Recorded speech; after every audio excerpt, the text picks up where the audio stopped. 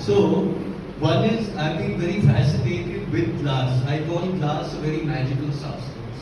It's made from sand and silica, which comes from the earth. I'm going to keep this a little technical because we discover the history.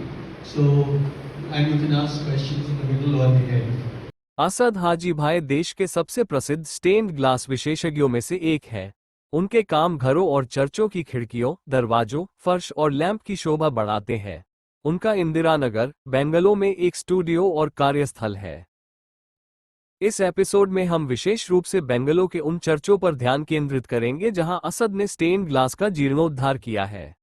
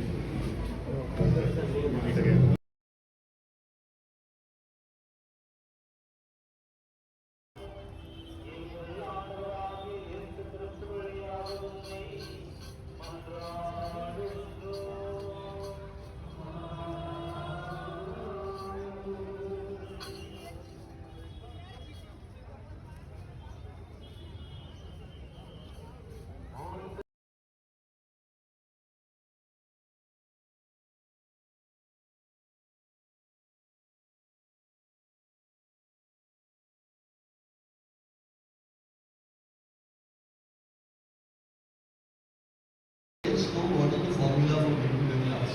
And each factory produces about 500 जैसे जैसे to Bengaluru 1000 छावनी का tons of विस्तार हुआ glass. और क्षेत्र में British बसने वाले भी बढ़े, अतिरिक्त चर्चों के निर्माण में भी वृद्धि हुई। इन संरचनाओं ने पश्चिमी स्थापत्य शैली को साहसपूर्वक अपनाया।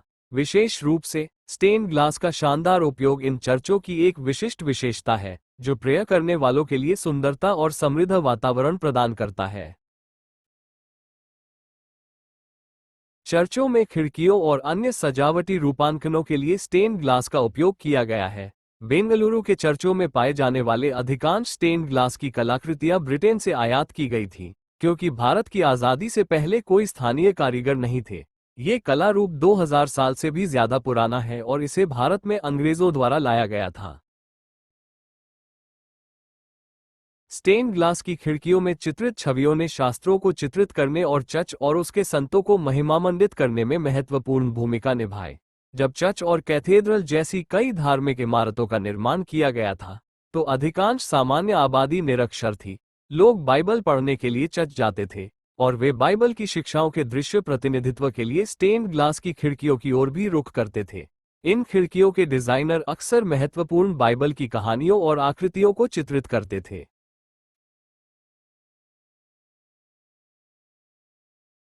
जैसे जैसे बेंगलों में चर्च पुराने होते जा रहे हैं, विभिन्न वास्तुशिल्पीय विशेषताएं जैसे अलंकृत पत्थर का काम और स्टेन्ड ग्लास की खिड़कियां प्रतिस्थापित करने के बजाय तेजी से बहाल या प्रतिकृति बनाई जा रही है।